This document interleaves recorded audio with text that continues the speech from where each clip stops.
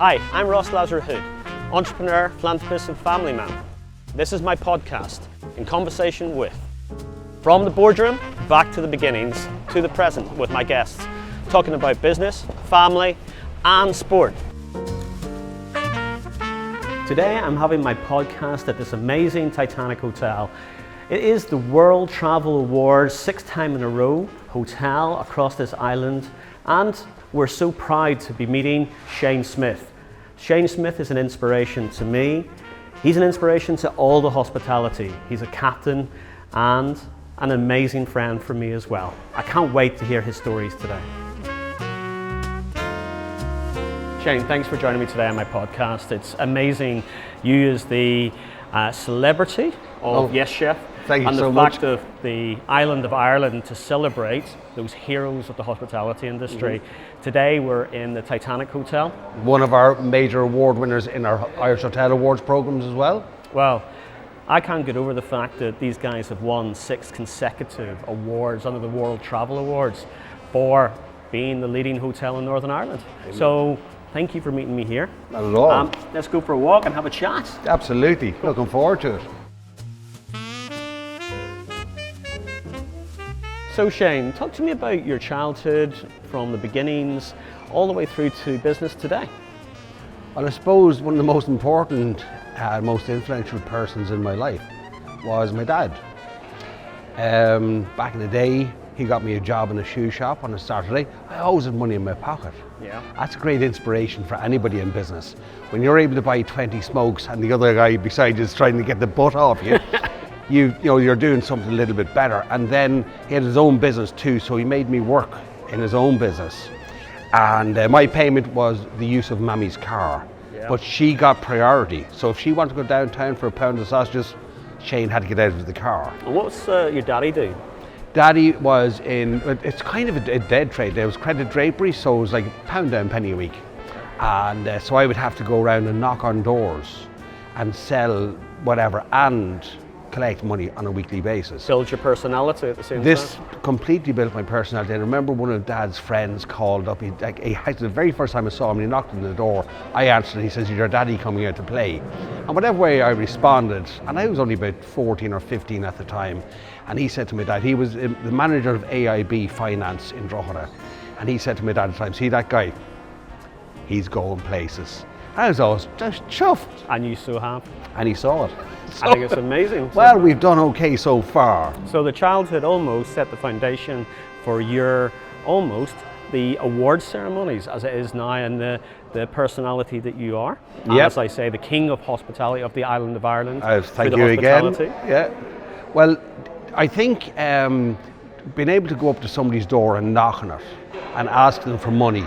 In the meantime, you're having a chat with them because you're still trying to build rapport, so that when they're almost finished paying, you got to sell again. And that's the game. That's true. That's the game. If you sell a bottle of water, you have to make sure that you have another bottle ready for when they're finished. Knowing your customer, knowing the person that you're meeting as well, not having a script because that's not natural, but it's the fact of having those extra little nuances that you can actually take forward, but believing in it. I think that's the hard thing. You can't just be unnatural. You actually have to be completely genuine and actually want these people to join you as well. You buy an idea, of course, the concept always has to be good and useful to the person, but that person must buy you first. It is. It's people. People first, people at the end. Correct. And that's how you build out. And I think that is the most tremendous thing about you, about YesChef, about magazine, about the Thank YesChef you. Awards and the Irish Hotel Awards. It's about people. Yeah. Both front, centre, behind the scenes, the chef, the talent, the heroes, because they're all heroes. And I Totally. love the fact of that there. And it is the engagement that you have, both day to day and to those award ceremony, celebrating this glorious hospitality industry. So I think it's amazing. It that you've is, done it. and people have no idea what goes on in the background.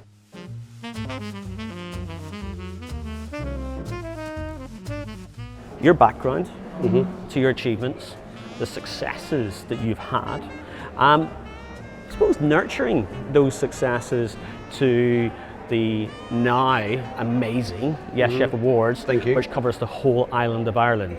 How has that been?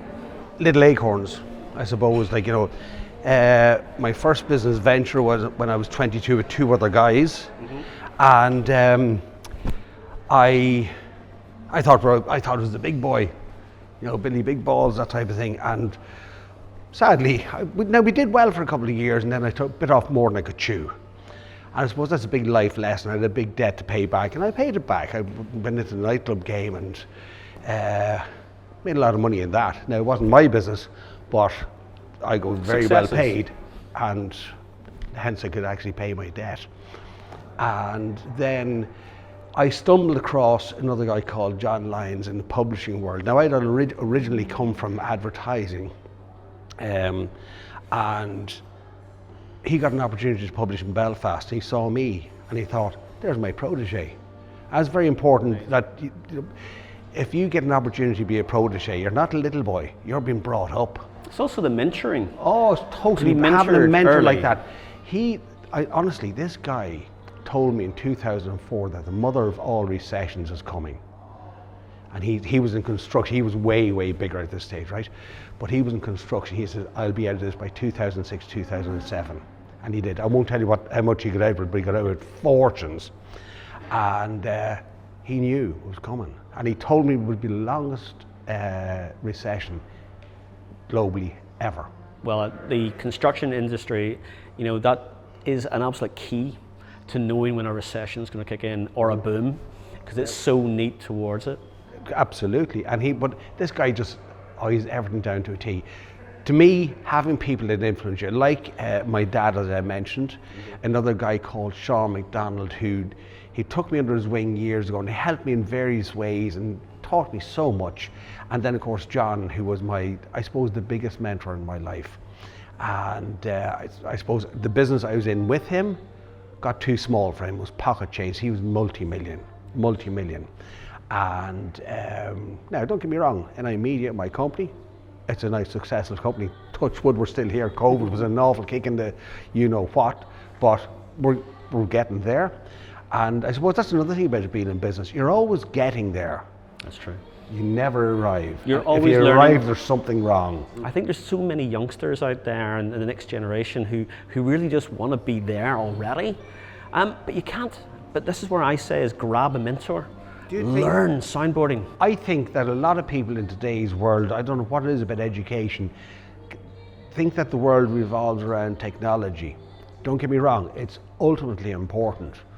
But eye to eye, the whites of somebody's eyes, the sound of somebody's voice on a phone completely outweighs any power that an email might have. People think, no, I'll email Ross and see, would you be interested? No, you pick up the phone, Ross, how you doing? Shane, oh, who are you? Yeah, meeting up. Suddenly there's a connection personally, and you're not just sort of saying, oh, it sounds good. No. To me, emails are like junk mail coming through the post. Yes. It takes from the front door to the waste paper bin. Oh yeah, you have to have a connection. Yeah. It comes back to people, especially in the hospitality industry, both from your clients, the customers, your teams. It's the fact of having the belief, and having that belief takes you and catapults you to those next stages. And I'm a big believer that people should actually engage more, because you will have a long-term relationship. Either the fact of now, or maybe in a few years down the road, you can encapsulate that relationship again because you have a trust built up. And that's how it's led into, I suppose, your achievements running through the YesChef magazine, up to then the YesChef Awards, the Takeaway Awards, and then the Irish Hotel Awards. YesChef itself came out of a bottle of Merlot. Genuinely, right? I hope it was a good one. I don't even know, because I wasn't as into wine back then as I am now. Because of my involvement with hospitality, I've been spoiled. But my daughter gave me a copy of Mark Beer White and Hell's Kitchen. I'm a good home cook. I'm way better now because I have so many good friends in the industry who've taught me so much. But I'm looking at the book sort of saying, I could do better than that. I'm a publisher. Sure, another glass of wine. Next thing I was, worldwide domination was, well, Mr. Bond, we've been expecting you type of thing. And it was colossal work. But yet, I really enjoyed doing the work. So I thought to myself, Shane, if you're going to do something like this, you have to something. What about awards? YesChef Awards. Maybe do that. So I spoke to a couple of different people, and one guy in particular said to me, I won't mention his name because he's probably regretting he said it now, because it was a success despite his his doubts and reservations. There was no encouragement there. He was there, Realism. he was smoking a cigarette, sort of saying, do something different. Everybody's doing awards, do something different. And the wind was completely out of it, just sails were down flat at this stage, driving back towards the office. And next thing I had this mental image of this gentleman smoking a cigarette, talking to me, and behind him was a wall full of awards. I'm sort of saying, you've so many awards there. You love them, and you're telling me not to do them. And I spoke to Barbara Collins, who's actually was our editor a while back. She's back on board now. Great. And she's fantastic. You'll meet her fairly soon. But she says, Shane, I have an award at home on my mantelpiece. It's about that size. It's from a pilly little awards programme. And I won it for doing something with the BBC. And people will walk and say, oh, that's such and such, blah, blah. But it's mine. Correct. But it's mine. So to me, looking at all the big guys, now don't get me wrong, like Michael Dean is the captain of the sort of restaurant scene here in Belfast. He's huge on the island, let alone, right? He has nurtured so many, from him going from Claridge's back to Belfast. Unbelievable. It's been great what he's succeeded in. Unbelievable. But I wanted to recognise somebody, maybe not at mission level, nobody's doing here. The middle ground. Nobody's doing the middle People ground. forget about the middle ground. And now don't get me wrong, the Wolf's Grill in here, it's a top restaurant. It genuinely is. It's recognised by Michelin and highly recognised by ourselves. But you have other places. Why not? There's places that cook a really good burger, a proper burger, and there's nothing wrong with a burger. No, exactly true. That should be celebrated. Absolutely. Should be celebrated. And to me, when people win an award, there was a place in Emo, Battoni's, they're an Italian-style restaurant, and they won 2 awards at the YesChef Awards a number of years ago. And I was down doing a photo shoot for the YesChef magazine after that, and I'm there saying, where are the awards? He says, wait till I show you. And he walked me into the kitchen, and they were in the kitchen. And I says, why are they in the kitchen? You've won an award. See, no, I didn't win. The boys in the kitchen won it. I said, yeah, but everybody else has to know. The general public. There's a reason that you win an award and you shout about it. You don't just come along and give Shane Smith 160 quid for a ticket plus that and bring it home and have a good night out and whatever. So you can do that without any award. You need to get this award. You need to wave it at everybody. Getting them to tag, celebrate, not just bring you the awards with it, but it's actually telling the general public throughout the social media and champion them as well. And say, look, I'm giving you a soapbox to shout about you. Precisely. And the team. And I love what you've done, and congratulations. Thank you very much. So I've got another question. What drives you? What drives your successes as a person? I think fun. Yeah. I think when you get up in the morning and you look forward to your day, one of my most favourite parts, for a number of reasons, is I do most, if not all, of this photography of food. I love food. So I get up in the morning, I'm heading to, I don't know, Galway or wherever it might be. I'm actually heading to Ashford Castle on Friday night. It's one of my favourites. Man, it's just fabulous. These are one of the perks of the jobs. And I know when I go out and I do a photo shoot with these guys and they're going to feed me that night and I'll stay over, it's like, that's not work. People say to me, do you call this work? And I say honestly, no. You have to lie to them no, because it's a beautiful life, I have to say. It is a beautiful life. So when I get up in the morning, don't get me wrong, I still have to look at the VAT and have to look at the tax and sort of, pay, catch up after COVID. And to me, I look at anybody who's committed to the hospitality industry as not a career, it's a vocation. Yeah, and it's a hard. It's a vocation. You eat and sleep and breathe and everything is hospitality. For you, what drives your success is people. I know that's what we talk about hospitality. To see that and it to be the heart of why you continue on this journey of the YesChef and all the awards that you host and champion. It's great for everybody to see, to be honest with you. And you say inspire. That's what you do, mate. Yeah. So thank you. Thank you very much, Ross. You're a gentleman. You really and truly are.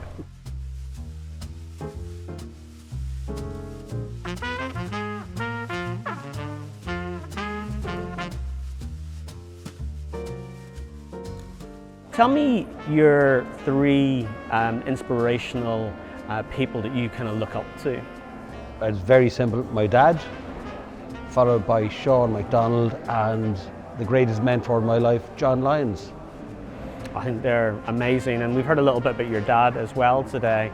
And what would you say is your favourite food? I know that's difficult. It is. And I can see that's going to be hard. Can I steal somebody else's line for this? Go. There was the late Charles Campion, if you knew him. He was a larger set gentleman. You would have seen him on. He just died not long ago, unfortunately. Correct. But a friend of mine, I introduced her to him, and she was, I'm dying to ask you, what's your favourite food? And he came up with the perfect answer. Your favourite food is what you want at that moment in time. Which is very true. One day, if I'm out having fancy food all week and I arrive home, guess what I want? Bolognese. Bolognese, which possibly will be my dying dish. But it has to be I can't be that sick that I can't make it myself. But do you do boiled eggs with celery salt? I hate celery. What? I love celery. Mum put it in the soups and celery salt. I love that. Yeah. Okay. And from there, would you say is 3 ambitions that you have for the next coming years? I suppose the ambition has never changed from the start. You grow. That's my ambition, is to grow. I want to put another couple of new programs on. I want to improve everything that we're doing at the moment. And ultimately, I want to end up in a situation where I feel financially secure. And I think you're always, on a daily basis. We spoke recently about people having loads of money, but it can just disappear overnight. So you have to be always looking after. I think you use the term, the white mice come in and eat from the bottom. That's correct. So that's my ambition, is to keep that pile.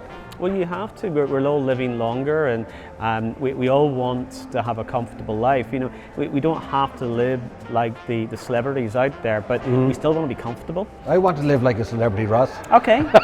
Can I come to your house? Yeah, absolutely. I think that'd be good. Okay. So I suppose then the other one, I'm going to say it is daft, but it's something to my heart because I love travel. What would be your 3 favourite destinations that you like to go with your good lady, Nikki? We're actually really looking forward to this. We're both 60 this year. I look at, she certainly doesn't. Oh, you just look like 21. But we're going to a lovely spot called Carvero on the Algarve. We have a beautiful villa rented, we don't own it, but a beautiful villa, a couple of swimming pools. That is just a go-to place. We also tendered off a spot called Villefranche, which is outside Nice, between Nice and Monte Carlo. And I was at Monte Carlo. I went there, didn't like it so much, but came back in through Villefranche and I'm thinking, wow, it's sleepy little streets. It's Côte d'Azur, isn't that what they call it? That's right, it's beautiful. And it's just gorgeous. You have Bewley just beside it, fabulous place. And another place we found, I didn't find, Nikki finds these places, right, mostly. A place called Savtat, just outside Dubrovnik. Nikki Googled Dubrovnik Airport, coastal resort. And Savtat, I think it's 12 or 16K from the airport. And it's just the most beautiful place. Great people as well. Oh, just fabulous. So there's my 3 top places. I think they're absolutely amazing, and I'm going to steal some of them. Oh, please honestly. do. And what would you say 3 inspirational business ideas that you could give to the people out there listening? What would you say that you've either learnt or still using that you would like to share? I'm going to say listen. I love that. Genuinely listen, because you always have to be listening for the next idea. You always have to be listening for what's current and what's going on, and is it working properly? And listen to what you've done in the past, and don't make the same mistakes again, because we all make mistakes. How do you switch off? Give me 3 ways that you switch off and hopefully take a break from being the champion of hospitality. Do you know what? My favourite sport is what I do. Cooking. That's one thing. My second favourite sport, eating. Well, you have to enjoy what you cook at that point sure. too. and I love cycling. You get off and you go on a cycle, and you can either free your mind or take great mind space to think. This is going to be an interesting one for you, because I know, like me, you don't switch off. But how many hours a day do you work before you go, right, that's it, I'm going to put my feet up, read a cookbook or watch a bit of TV, sit with Nikki, maybe have a cup of tea or a nice glass of G&T, or... I have to be very vague in this because it depends on the day. On a day you get up and you're buzzing, and you're just buzzing, and one thing, actually, how is it 7:30? Do you know what I mean? You got up, you hit the tiles at sort of, 6:30 that morning, and 7:30. So how did it happen? And the next day, I think you work best when you're inspired to work, and that's when your day just goes through. So I can't say that I will do X amount per day. I think you're always working. As a self-employed person, you're always working. Well, I think that is, and I think this is where the entrepreneurial life and entrepreneurial journey it is there for the taking. It's from what you said, it's the listening, it's the fact of having the passion, and it's not stopping. And I think those encapsulates everything that you've kindly spent today with me on the podcast. I did this for a couple of reasons. Number one, it's obviously great as PR for me. And number two, I really like you, Ross. I apologise for that. We're going through.